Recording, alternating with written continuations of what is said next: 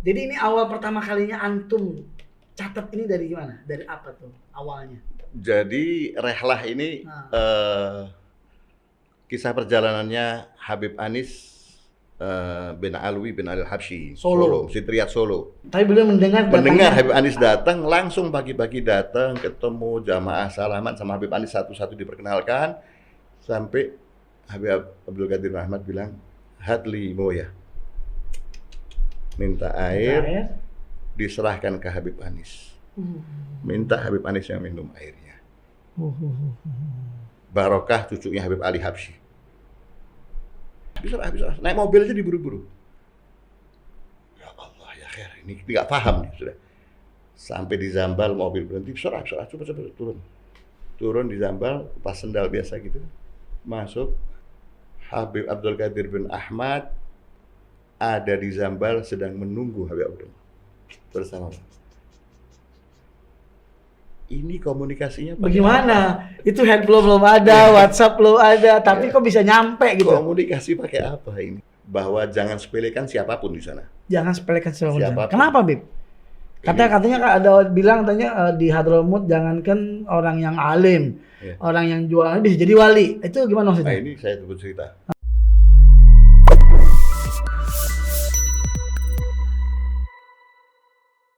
Assalamualaikum warahmatullahi wabarakatuh. Alhamdulillah pemirsa Haba Podcast di mana saja berada. Kali ini ketemu lagi dengan saya Habib Abdullah bin Ja'far Assegaf. Di tampilan baru hari ini kita alhamdulillah pakai kursi dan kita kedatangan tamu yang luar biasa, ya, orang tua kita, yaitu Habib Mustafa Najib Assegaf. Beliau adalah penulis daripada buku atau kitab Rehlah dan Di Antara Dua Cinta.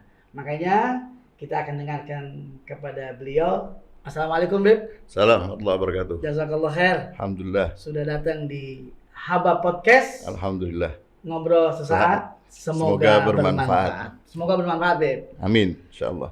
Jazakallah khair. Terima kasih banyak, Bib, sudah datang. Undangan. Sama-sama. Alhamdulillah, Ana nih luar biasa nih. Baca-baca kitab ini akhirnya tuh pengen ke Hadramut.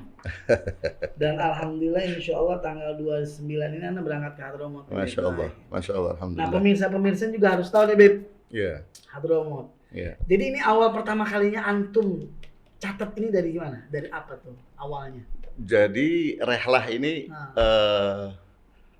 kisah perjalanannya Habib Anis bin Alwi bin Al-Habsyi, Solo, Sitriat Solo. Ya, awal perjalanannya tahun 93 bulan September 1993. September 1993 Habib Anis berangkat ke Hadramut. Nah, waktu itu beliau di Zawiyah sampai hari ini sebenarnya Zawiyah Masjid Riyad itu kan setiap siang itu mengadakan rohah. Nah, waktu itu rohah membaca buku Tajul A'ras. Tajul A'ras Habib Ali ya, bin Husain Al-Attas. Nah, pas kira-kira bulan Juni itu Tajul A'ras selesai dibaca di depan jamaah. Waktu itu ada ayah saya, Ustadz Najib, ada habaib yang lain, dan di dalam acara itu kemudian selesai acara Habib Anis itu seperti menyampaikan sesuatu yang menjadi concern beliau, kekhawatiran beliau. Apa tuh? Di era itu sudah bermunculan paham-paham macam-macam saat itu.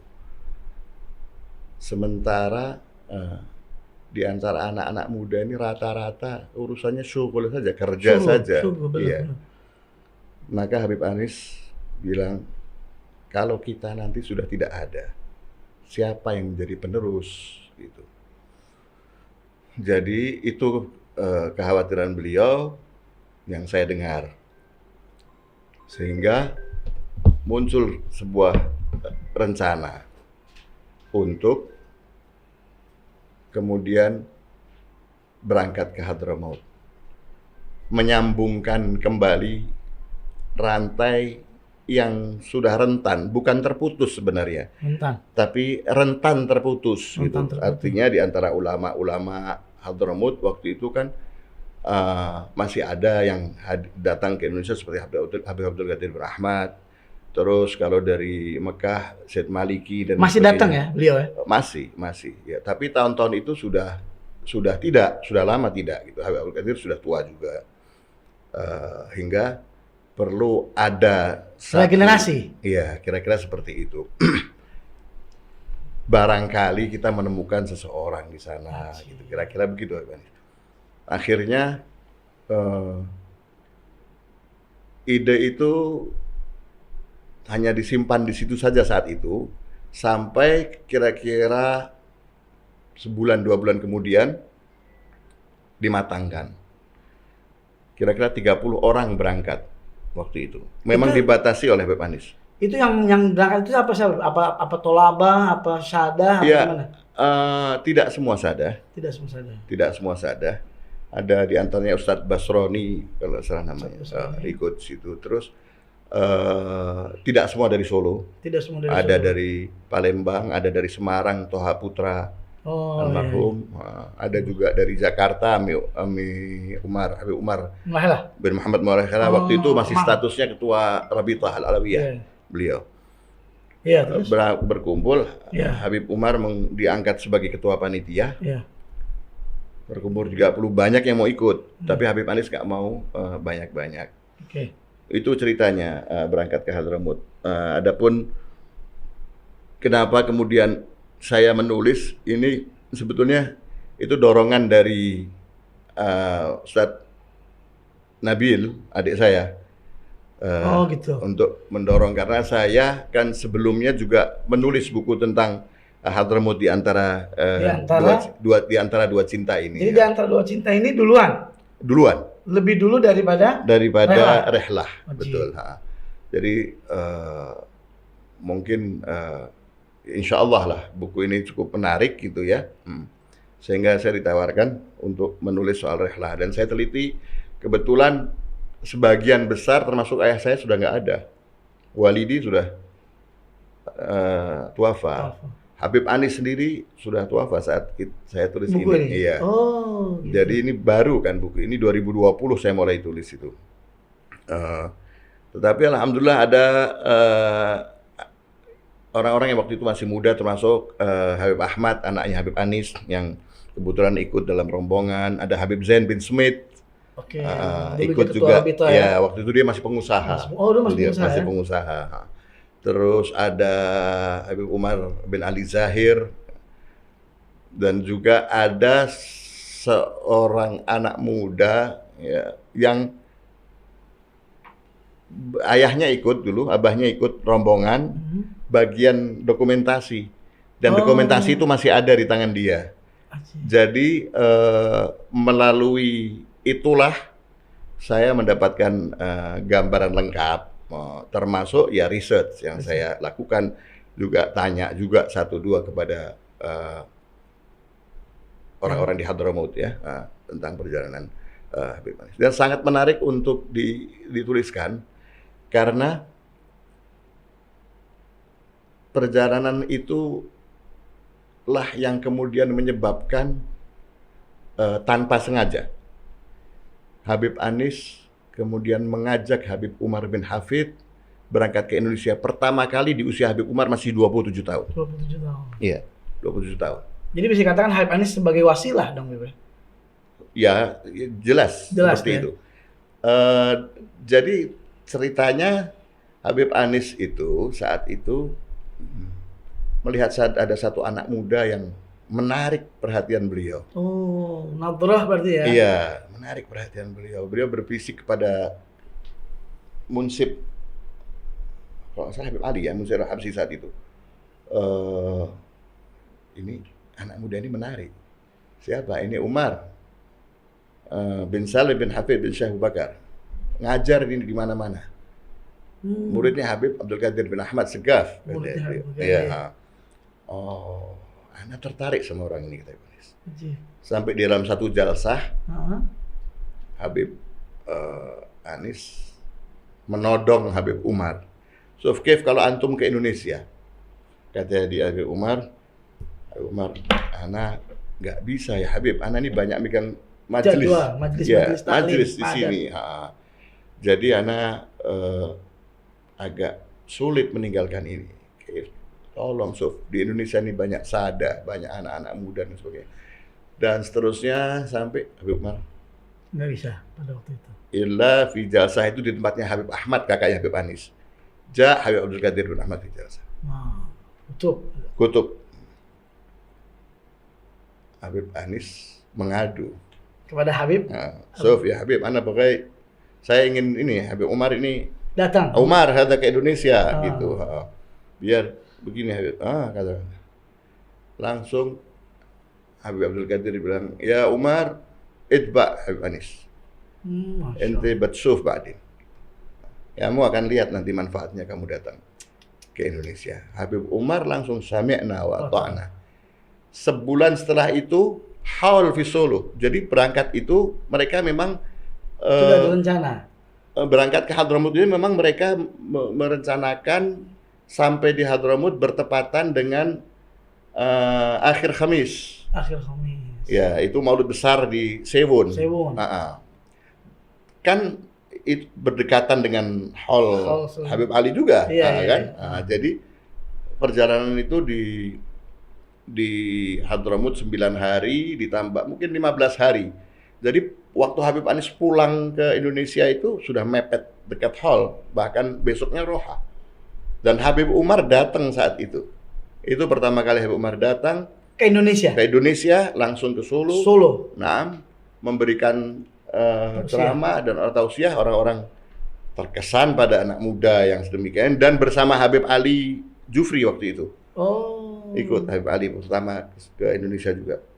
Dan itu pulang Habib Umar membawa hanya beberapa orang di awal yang saya ingat itu menjadi tolabah beliau ya. Iya, ya, Habib Jindan, terus Habib Mundir, terus Habib Ali Al-Hamid Malaysia, dan beberapa yang lain yang saya tidak terlalu ingat. Kalau nggak salah Habib Qures Baharun juga. Nah, itu awalnya. Jadi wasilahnya adalah Habib Ali, dan subhanallah niat baik Habib Anis saya lihat ya. Kita lihat sekarang. Nadrohnya juga, Beb. Betul, ya Habib Anis berarti melihat sesuatu. Bahasa yang akan datang ada pada beliau gitu ya. Itu kan ada di dalam diri Habib Anis. Anda tidak tahu, Anda cuma tahu kalau kita orang sebagai sebagai orang yang lihat ya nadroh lah ya, nadroh. Dan kita lihat sekarang dampaknya, berapa banyak anak-anak Indonesia yang belajar di sana dan berkembang juga ma'had lain di sana, dan termasuk berapa banyak anak Indonesia yang kuliah juga di sana di Ahqaf ya. Jadi dari langkah kecil dan kekhawatiran seorang yang saya kenal sangat santun, Habib Anis ya, sangat santun, murah senyum, rendah hati gitu ya. Sehari-harinya ya begini. Biasa gitu, kecuali di acara-acara tertentu beliau pakai imamah, jadi luar biasa. Jadi kalau menurut antum sampai sekarang ada nggak sih seperti sosok Habib Anis ini, maksudnya yang dapat nadhara, bisa melihat kemudian? Saya rasa yakin ada di Indonesia. Saya rasa yakin ada lah, cuma ya siapa itu yang belum tahu. Banyak Aliful Wali dan Wali kali ya. Banyak yang mastur. Nanti kalau Anda jawab, Anda tahu Wali dong. Baik. Jadi itu pertama kali berarti whole Solo.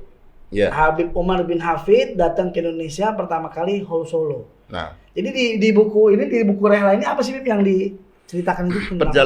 Perjalanan. Jadi dari awal mereka orang-orang tua ini yang merapatkan ini, termasuk diantaranya buku ini dibuka dengan cerita di Zawiyah. Ketika Zawiyahnya Habib Anis Solo. Ya. Kemudian sampai kepada ini saya akan cerita bagaimana Habib Anis. Sebelum berangkat itu jamaah, setelah Habib Umar sebagai ketua panitia menjelaskan macam-macam, Habib Anis memberikan 3 pesan yang harus diingat sama jamaah. Anda mudah-mudahan ingat 3 pesan ini. Pertama, jaga akhlak di sana. karena kalian adalah tamu. Dan tamunya aulia illah di sana. Hadramut. Yang kedua, jaga pakaian. Jangan pakai pakaian sembarangan. Jangan bikin malu Indonesia.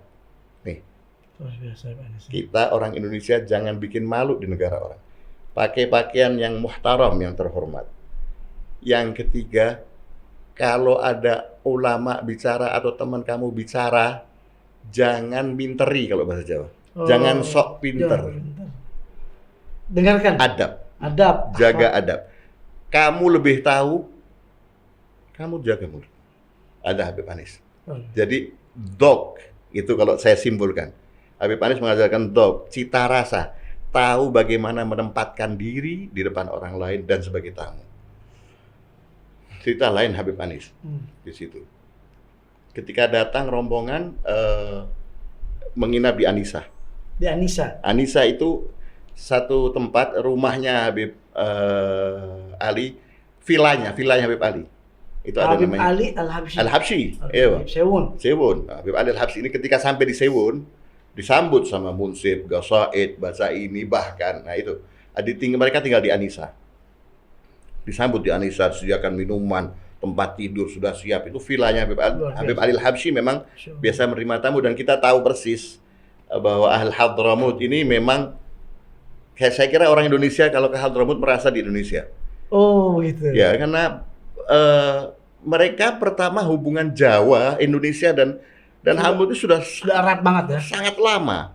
Jadi kalau kita baca di buku yang Di Antara Dua Cinta ini sebuah novel yang saya kira patut dibaca juga. Nah, ini ceritanya tokohnya namanya Umar yang berangkat tahun 1923 ke Indonesia. Dan proses ke Hadramut itu jauh, dari Hadramut ke Indonesia jauh sebelum itu. Jauh.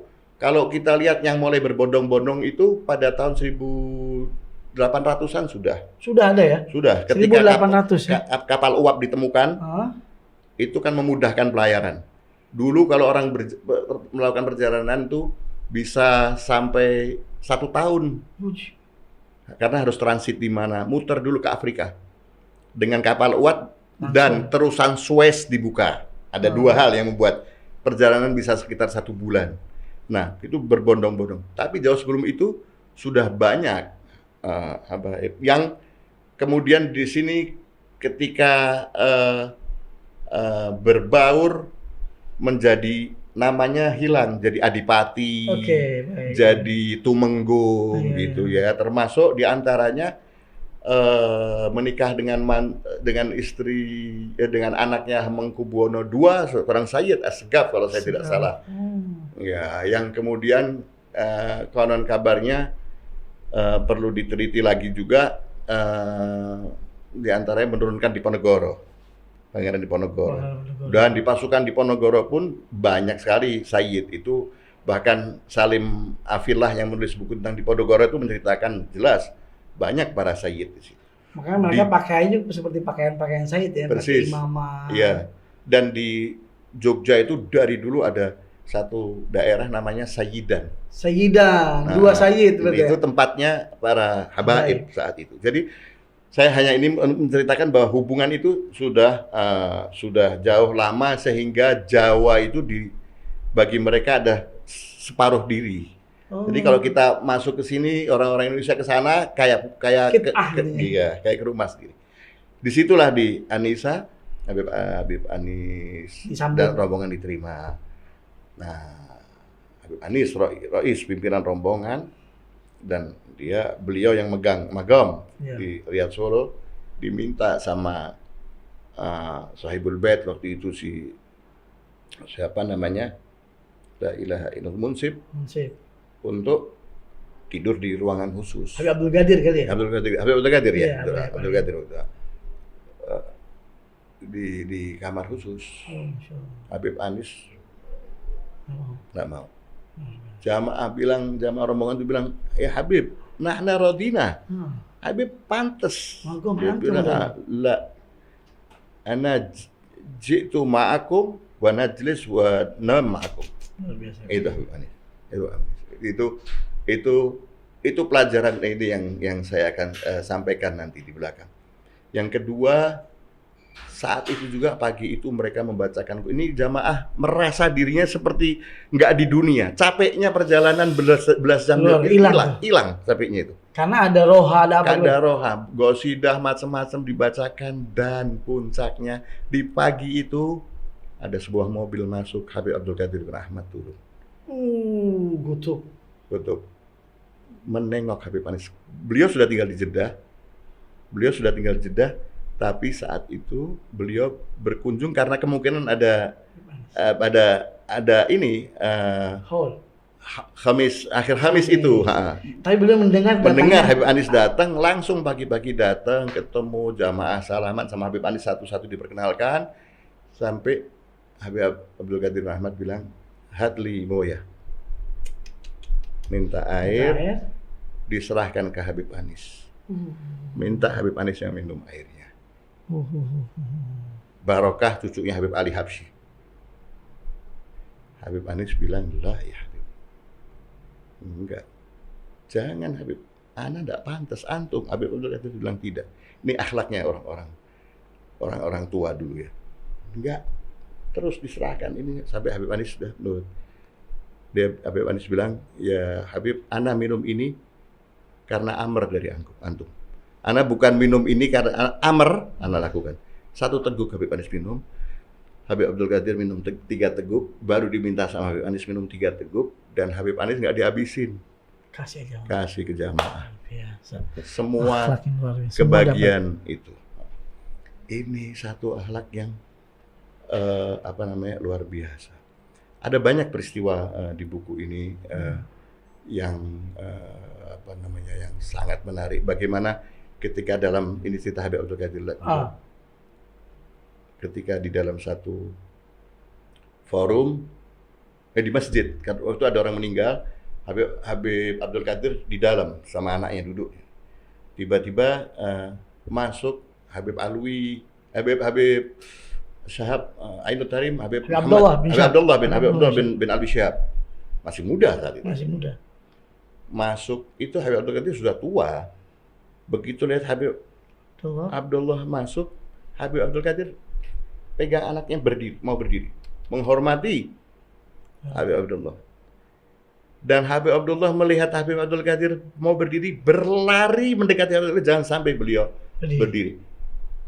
Ini hal-hal yang kelihatannya sederhana, tapi ini kembali kepada ajaran ucapan Habib Anis yang pertama, ajaran tentang dzauq, tentang akhlak, tahu bagaimana kedudukan ini, dan ini mereka melihat.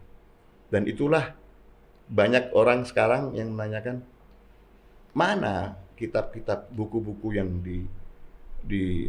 tulis oleh Al-Hadramut ini, mana? Gasaid, dia bilang. Habib Abu Bakar Attas Al-Habsyi pernah ditanya soal itu. Beliau mengutip kata-kata Sadli kalau nggak salah, saya lupa. Menjawab pertanyaan itu, dia bilang, "Kami tidak mencetak buku, tapi kami mencetak rijal. Kami mencetak orang-orang, bukan buku yang kami cetak. Orang yang kami cetak." Itulah madrasah Hadramut, madrasah Tariqah Alawiyah, turun-temurun seperti itu. Dan itu kita lihat hasilnya di negeri kita juga. Iya benar. Kita berarti lihat dilandasi dengan dzauq, adab. Dengan adab itu yang diutamakan, dan belajar dan mencontoh akhlak dari orang-orang langsung terdahulu. Nah, ini saya kira pesan penting, dan yang ingin saya sampaikan di buku itu, terus terang saja bahwa saya punya kegelisahan terus terang melihat bagaimana umat Islam sekarang berakhlak dalam berinteraksi di akhir zaman seperti ini gitu. Termasuk para ulama kadang-kadang tidak pas berbicara gitu. Anak-anak muda tidak tahu bagaimana kedudukan orang tua. Ini kelihatannya hal sepele, tapi ini penting, menimbulkan penyakit hati yang banyak sekali. Betul. Orang sekarang gelisah hidupnya, nggak ada yang tenang karena egonya dikedepankan dibandingkan akhlak, dibandingkan seperti yang kita lihat di orang-orang. Padahal njit kita kan ngajarinnya akhlak, adab. Iya, persis. Seperti yang terangkan di buku ini antum tadi. Persis, Kan? persis. Iya. Luar biasa. Iya. Terus dari perjalanan itu yang bisa kita ambil apa, Bib? Itu yang saya sampaikan tadi. Semuanya itu menunjukkan tentang adab dan akhlak. Nah, satu lagi saya sampaikan tentang Habib Anis yang Ada kejadian saya kutip di cerita ini nanti tentang kejadian. Oh, Jadi pernah jadi Habib Anis ini mestinya berangkat kan 30 orang rombongan. harusnya 30. 30 orang. Sampai di Dubai transit,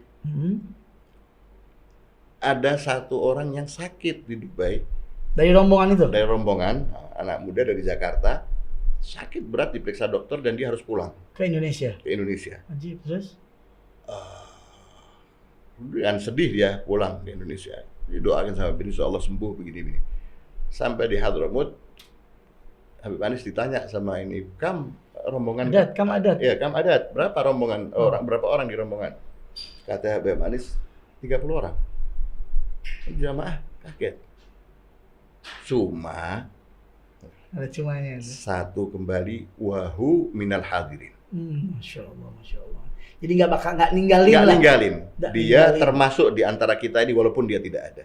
Nggak Jadi ninggalin. niatnya dibawa terus sama Habib Anis. Dimanapun ditanya orang, Habib Anis jawabannya sama seperti itu 30 orang. 30 orang, cuma Satu tidak dikurangi. luar biasa. Iya. Ini juga satu pelajaran besar juga buat Betul. para asatidzah, para ustadz, para habaib, bahwa kita Betul. sebagai leader, sebagai pemimpin jangan lupa Betul. sama yang kita bawa, luar Betul, biasa. betul. Itu yang saya lihat. Kalau pengalaman unik ya mungkin di bagian belakang itu nanti di bagian buku ini ada saya ini wawancara masing-masing yang masih ada, Yang masih hidup, yang masih yang hidup. ikut pada waktu perjalanan itu. Iya, iya. Ajib, ajib. Ada satu orang yang Hah? namanya Abdillah Abdillah. Al-Aidrus dalam rombongan. Dia itu kepengen tahu yang namanya Habib Abdullah bin Alwi Shihab itu yang mana, dia nggak pernah lihat. Oh. Waktu pas acara akhir Khamis, dia lihat di antara orang tua itu, terus dia berbisik ke salah satu orang, tanya, Habib Abdullah itu yang mana? Terus orang itu nunjuk yang itu loh, yang itu. Oh, yang hitam itu, kata dia. Ada terbesit seperti itu. Dia bilang memang untuk menegaskan sebetulnya Menegaskan, dia. bukan untuk yang Bukan lain. untuk, iya betul kata temannya. Oh iya, yang aswad ada kata dia. Iya betul. Oh iya. Sampai, masya Allah, saya mau ke tempatnya dia. Berapa hari, 2 hari kemudian ada waktu kosong, dia berangkat ke Tarim. Ketemu sama Habib. Beliau. Ketemu Habib Abdullah, dia kepingin ketemu Habib Abdullah. Terus diterima Habib Abdullah. Ahlan wa sahlan. Dia kepingin bersama temannya. Habib Zain bin Smith kalau nggak salah. Masih ada hubungan keluarga juga. Pengen nanti ziarah ke Zambal ditemenin sama Habib Abdullah. Waktu masuk dia bicara, ini sambut baik sama. Waktu masuk dia berbicara sama Abdullah, menyampaikan niatnya bahwa ingin diantar Habib Abdullah ke Tarim. Kata Habib Abdullah, kamu benar pengen diantar ke Tarim sama saya? Iya. Iya, benar. Sama orang hitam seperti saya ini. Masya Allah. Astagfirullah, kata dia. La ya Habib al-afu. Habib Abdullah ketawa. Dia bilang, ya khair, anak antar. Tapi dia suguhin teh. Sekali. Habib, kita minum teh dulu. 1 cangkir. Ngobrol. Habis buatin 1 cangkir lagi. Ini kita ditunggu rombongan di sini. Kif, katanya, dalam hati mereka bicara. Habib Abdullah tetap cerita. Sampai cangkir ketiga. Syahi lagi ya? Iya, Bib, syahi. Dibuatin syahi. Mereka baru mau minum. Sekarang kita berangkat. Habib, kum. Ayo bangun, cepet sekarang berangkat. Naik mobil, diburu-buru. Ini pikir dia ini, si Abdillah ini, tadi kita ditahan-tahan. Sekarang diburu-buru ke Zambal. Bisa. Naik mobil aja diburu-buru. Ya Allah, ya khair. ini nggak paham nih sudah. Sampai di Zambal mobil berhenti, coba turun di Zambal, pas sendal biasa gitu, masuk. Habib Abdul Qadir bin Ahmad ada di Zambal sedang menunggu Habib Abdul bersama. Ini komunikasinya Bagaimana? Itu handphone belum ada, WhatsApp belum ada, tapi kok bisa nyampe gitu? Komunikasi pakai apa ini? Ini nih yang sekarang harus paham nih, bahwa Hadramut tuh luar biasa. Adat kita tuh luar biasa, ada. Oh, luar biasa. Saya 2 kali ke Hadramut. 2 kali ke Hadramut. Pertama tahun 92, yang kedua tahun 2000-an sekian. Waktu terakhir saya ke sana itu, dua-duanya saya ada pengalaman. Tapi yang mau saya cerita ini, bahwa jangan sepelekan siapapun di sana. Jangan sepelekan siapapun. Kenapa, Bib? Katanya ada bilang di Hadramut jangankan orang yang alim, orang yang jualan bisa jadi wali. Itu gimana maksudnya? Nah, ini saya sebut cerita. Gimana tuh? Saya saya 2 minggu. Di Hadramut. Karena 2 minggu di sana, sama kebetulan ada sepupu di Sewon kan. Habis ziarah selesai mau pulang, mau ke Son'a. Rial masih ada. Masih ada Rial. Yaumul Jum'ah. Waktunya. Kita ziarah, kita habisin di sana. Berkah dah. Udah berkah dah. Selesai kita habisin, habis Jumat, habis ini keluar anak dari makam, habis ziarah Habib Muhammad bin Hadi Segaf. Itu dekat Habib Syekh Umar Bamakhromah. Dekat situ. Keluar dari gerbang itu ada satu peminta-minta perempuan sama anaknya. Orang Badui, mukanya merah gitu, saya ingat sekali. Tapi anehnya dia nggak pakai cadar. Ini Sewon ini, nggak pakai cadar, dibuka saat itu. Dia minta sama saya. Saya bilang, afwan. Sudah habis. Habis, memang betul habis. Saya jalan bersama sepupu saya yang kebetulan namanya Mustafa, orang sana, sama satu lagi Hussein. Sama satu lagi saya lupa. Pokoknya berempat saya jalan. Dia minta sama saya maaf saya nggak habis. Jalan kira-kira 10 meter di depan. Dari belakang dia teriak, Mustafa. Saya berhenti. Mana ini orang bisa manggil Mustafa? Oh, saya ingat sepupu saya orang Sewon, Mustafa. Mungkin dia maksudnya. Saya jalan lagi. Kalimat berikutnya yang spesifik. Najib. Berhenti saya. Orang perempuan itu tadi. Oh, saya bilang mana pinjam uang. Nggak berani saya. Oh, udah harus selesai nih urusannya sama dia. Jadi dia tahu nama antum. Mustafa Najib. Siapa orang ini saya nggak tahu, orang Badui. Orang gunung lah, perempuan gunung. Tapi pada waktu itu antum kasih jadi? Hah? Antum kasih? Kasih. Kan nggak ada uang tuh. Iya, anak pinjem. Anak kasih, anak harus selesaikan di situ. Nah itu bisa salah satu pengalaman yang ini. Pengalaman lain di buku ini yang menarik. Habib, ketika keluar dari Sewon, ketika sudah pulang dari Hadramut, Habib Anis berangkat sampai ke umrah. Oh, umrah dulu. Jadi Umrah. Hadramut dulu baru umrah. Umrah, iya. Hadramut, umrah, selesai umrah di Mekah, Habib Anis tiba-tiba manggil jamaah, siap-siap. Mau kemana Habib? Mau ke tempat Habib Atos. Habib Atos di Mekah. Berangkat tempatnya Habib Atos. Sampai di sana ada anak-anak muda, orang-orang Habib Atos, Habib Atos. Habib Atos itu Habib Abu Bakar. Oh ya, Abu Bakar Atos. Nah, Al-Habsyi tapi. Iya, Al-Habsyi. Oh ya, Habib Bakar Atos Habsyi. Al-Habsyi, Habib Bakar Atos Habsyi. Oh, ini apa namanya? Masya Allah. Yang munsyid ya? Lah, bukan. Dia wali besar. Wali besar. Ini nggak ada fotonya, cuma satu. Dan itu pun karena dia nggak mau difoto. Dan beliau asli Mekah apa Hadramut? Tinggal di Mekah. Hadramut tapi tinggal di Mekah. Thibi. Oh, Thibi, dari Thibi terus kemudian pindah ke Mekah itu waktu komunis masuk kan banyak yang dibunuh. Banyak yang dibunuh. Termasuk menyelamatkan diri ke sana. Abahnya Habib Umar kan kena juga di situ. Iya, di situ. Al-Muhim Habib Atas. Ketemu Habib Atos, Habib Anis. Masuk tempatnya Habib Atos. Mau masuk tempat Habib Atos ada anak muda di situ. Dari mana ente? Habib Anis pakai imamah. Pakai imamah. Iya. Anak muda yang tahan. Artinya kita tahu kedudukannya. Iya. Habib Atos karena Habib Anis datang dengan imamah. Kita sudah bilang tadi Habib Anis tidak sembarangan kan. Waktu mau masuk kata anak-anak muda yang ada di situ, "Suf, antum dari mana? Indonesia?" Iya. Fi mawa'id mal Habib. Ada janji sama Habib? Enggak ada. Enggak bisa ketemu antum. Habib, kalau enggak ada janji, ente enggak ketemu. Kata Habib Anis, kalau ditemui ahlan wa sahlan, enggak ada pulang. Habib Anis selesai ngomong, walado dari atas. Habib Anis, walidi, abah nunggu antum di atas. Masya Allah. Anak-anak muda itu bengong. Masuk.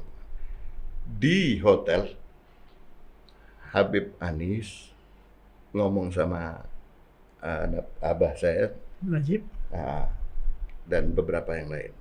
Nanti di depan Habib Atos, saya mau bacakan gosidah ini ya waridah atau apa saya lupa gosidah.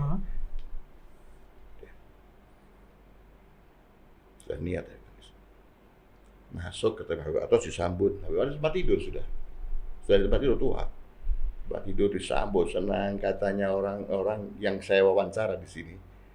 Dia bilang lebih terang cahaya wajahnya dibandingkan neon yang ada di ruangan itu. Jadi gambaran hati ya, yang melihat itu melihat seperti itu.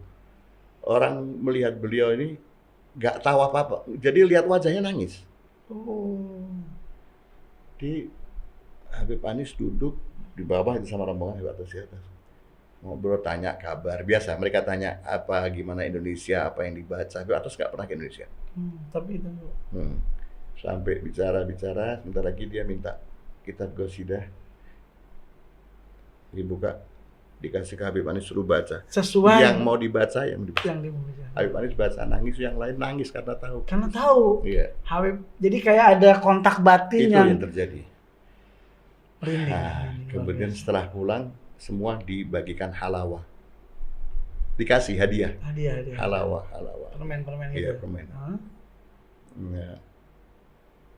Termasuk diantaranya, tapi halawah ini bukan halawah permen, ada halawah yang kayak jadi tahniah bagaimana? Gitu, model begitulah. Tahniah ya. Jadi kalau terjemahan halawah kan permen ya. Tapi ini bukan permen, orang sana ini permennya Arab lah. Jadi bentuknya masih wungkul gitu. Jadi kita bagi-bagiin. Terus Walidi. Al-Muhim pulang ke Indonesia. Walidi ini cerita. Pulang ke Indonesia, bawa barang-barang macam, terus diantara ini halawah dimasukin di kulkas sama abah. Tuh bagi-bagi yang lain lupa halawahnya. Sampai satu ketika saudara perempuan saya, adik anak perempuan, mimpi abah sama anak punya ibu sedang duduk di satu bungalow dikelilingi rumput hijau yang tinggi gitu, lagi asik ngobrol gitu. Adik saya perempuan mendekat mau ikut bergabung, tapi karena rumputnya tuh tinggi, tebel gitu nggak bisa bergabung. Dilihat masih asik makan apa nih? Makan halawah. Yang dikasih tadi? Nggak tahu.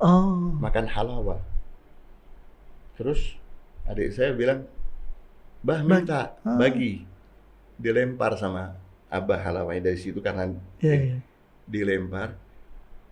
Halawahnya itu jatuh ke rumput di depan adik saya. Tiba-tiba dari situ ada cahaya ke atas dan di langit ada tulisan Abu Bakar. Abu Bakar atas, Abu Bakar. Adik saya nggak kenal siapa Abu Bakar atas, Abu Bakar udah bangun tidur cerita sama abah saya. Bah, tadi mimpi begini, dia bilang. Ceritain. Astagfirullah, katanya. Halawahnya Habib Abu Bakar atas langsung dibagi ke kita satu-satu, disuruh rasain. Sir. Yang dia kasih bukan halawah, ada sir di dalamnya. Jadi ini hal-hal yang buat orang yang terlalu rasional menganggap ini apa? Berapa? Saya 2 kali mengalami ini, saya aja deh. Iya, iya. Datang ziarah berkunjung ke Habib Abdul Qadir bin Ahmad di Jeddah. Bukan 2 kali, sebelumnya sudah pernah, tapi beliau masih duduk, masih ini. Setelah itu beliau sudah tidur saja kan, tidur dan lama kan, mungkin 10 tahun lebih saya kira. Tidur ya. aja. Tidur, katanya yang bisa apa, yang bisa membuat beliau ini Habib Umar kadang-kadang, tapi yang lain nggak tidur. Itu saya alami. Saya masuk ke rumah Habib Abdul Qadir, mendapat kesempatan ketemu, masuk ke rumah ini sama teman saya. Di Jeddah tuh, Bro. Jeddah. Ngobrol-ngobrol begini biasa, ngobrol. Ngobrol, ketawa-ketawa saya sambil jalan menuju ke kamar beliau itu. Ini cerita sedikit. Begitu dibuka pintu kamar, lihat Habib Abdul Qadir, saya nangis seperti anak kecil. Saya nggak tahu. Idza ru'udzakarallah ya. Kalau dilihat itu langsung Saya nangis. sekarang nggak kuat ceritanya. Luar biasa. Apa yang buat saya menangis? Saya nggak tahu. Kekuatan apa? Saya merasa diri saya kecil. Saya merasa luar biasa betul beliau itu. Apa namanya? Dan itu bukan sekali. 2 kali saya alami hal yang sama. Orang-orang soleh ini nggak boleh disebut. Padahal tidak nyebut apa-apa, cuman Tidur, tidak membuka matanya, hanya melihat beliau itu. Saya Langsung. bukan kasihan, nggak mungkin saya kasihan sampai seperti tapi itu. hati kayak digoncang. Hati saya seperti ditarik, seperti, dan setelah itu merasakan kenikmatan yang luar biasa setelah itu. Jadi nadrah ke sholihin itu sampai seperti itu. Apa namanya, keutamaannya luar biasa sekali, luar biasa. Jadi setiap juga diceritakan pasti akan mengeluarkan Betul, dok itu ya. betul. Itulah, ya itu yang terjadi di perjalanan di sini. Buku ini juga banyak saya kutipkan kisah-kisah tentang aulia yang apa namanya, yang dikunjungi, baik yang masih hidup ataupun yang sudah tiada ya, yang Habib Haddad dan habaib-habaib lainnya. Luar biasa Habib, jazakallah khair. Ini luar biasa pemirsa YouTube channel Habib Abdullah bin Ja'far Segaf. Alhamdulillah begitu membuat emosional, terbawa ya dengan perjalanan Habib Anis ke Hadramaut, diceritakan oleh Habib Mustafa Najib.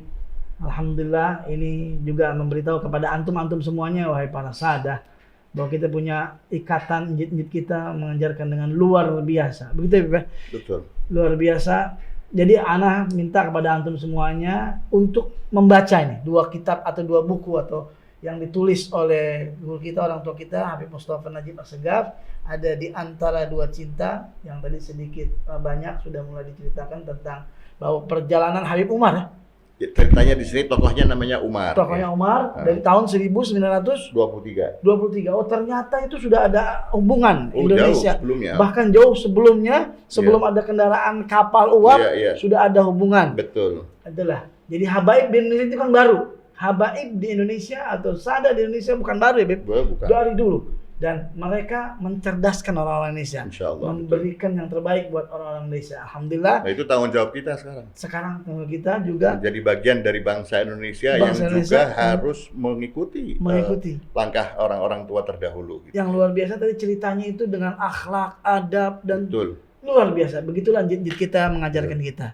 Jazakallah Habib, memang waktu juga yang memisahkan kita. Terakhir, sebelum ditutup nih, ada kata-kata coach atau nasihat buat pemirsa sehingga ada dhok juga tumbuh dari. Saya hanya akan, kalau boleh, terutama kepada para sadah, karena antum tadi. Fadhal. Saya diajarkan oleh orang tua saya ketika saya mulai dikenalkan tentang siapa diri saya. Ayah saya berpesan satu, mengutip ayat Quran, ya nisa'an Nabi itu. Kalau kalian berbuat kesalahan, maka kalian diganjar double dibandingkan selain sadar. Kan hadis yang tentang nisa'an Nabi itu kemudian bersambung dengan innallaha yuridu an yutahhira ankum rijsa ahlil bait kan. Kira-kira innallaha gitu kan bersambung kira-kira kemudian di surat Saya lupa surat apa itu ya. Jadi ayah saya mengajarkan kepada saya kesadaran bahwa menjadi sadah itu tanggung jawab, bukan kebanggaan. Bukan kebanggaan. Bukan Menjadi kebanggaan. habaib, dzurriyyah, Itu Rasulullah adalah tanggung jawab. tanggung Bukan jawab. Gitu. Bahwa kalau kau berbuat satu keburukan, orang, kenapa tanggung jawab? Orang akan menisbatkan keburukanmu itu kepada selanjutnya. cucu Nabi kok. Kok begini? Kok seperti ini? Jadi kebanggaan itu simpan saja di dalam. Simpan saja di dalam, ya sudah, kau sudah memang cucunya. Tapi kemudian apa yang bisa kau perbuat buat kakekmu? Itu yang paling penting. Begitupun buat seluruh pemirsa, mau keturunan siapapun, kemudian yang membuat orang mencintai adalah akhlak. Akhlak dan adab. Akhlak dan adab dan tanggung jawab.